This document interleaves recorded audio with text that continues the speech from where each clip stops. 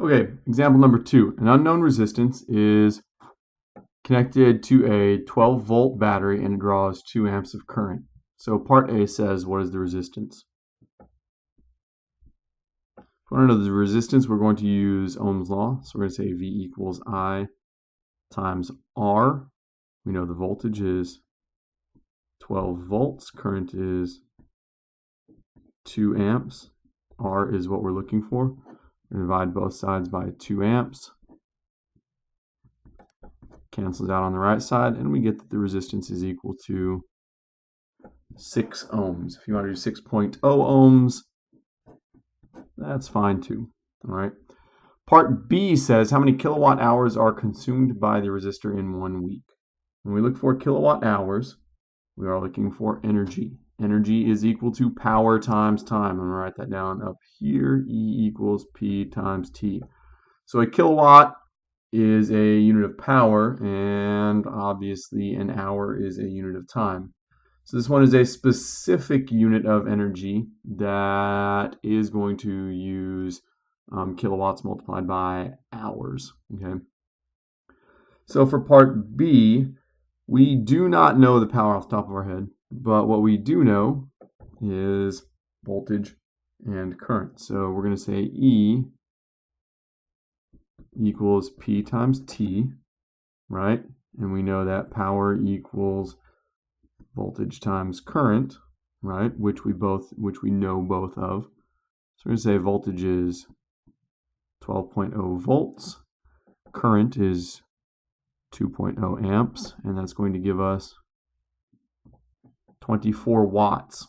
If we want to convert 24 watts to kilowatts, we're going to say equals 24 over 1,000 kilowatts. If you want to convert that to scientific notation, you can do that too and say 24 times 10 to the negative third kilowatts. I don't really care which way you do this because this is not our final answer. We're looking for kilowatt hours. So we're just going to say 24 over 1,000 watts or kilowatts. We're just going to use that for something else. So we do want to multiply that by the time. Well, we're not given like 1 hour. We are given that it's going to do this for 1 week. So if we want to know how many hours are in a week, we're going to say T equals 24 hours per day times 7 days, right? Days are going to cancel out, and that's going to give us our number in hours. So 7 times 24 gives us 168. So that's 168 hours, right? The next thing we want to do is go ahead and multiply those together. E equals P times T. Power is in the unit we want, time is in the unit we want, or in the amount we want.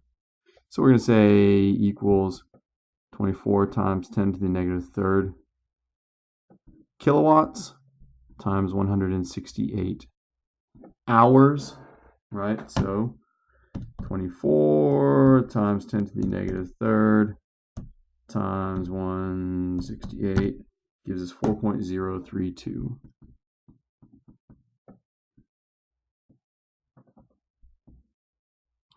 And that is kWh. That is our final answer there.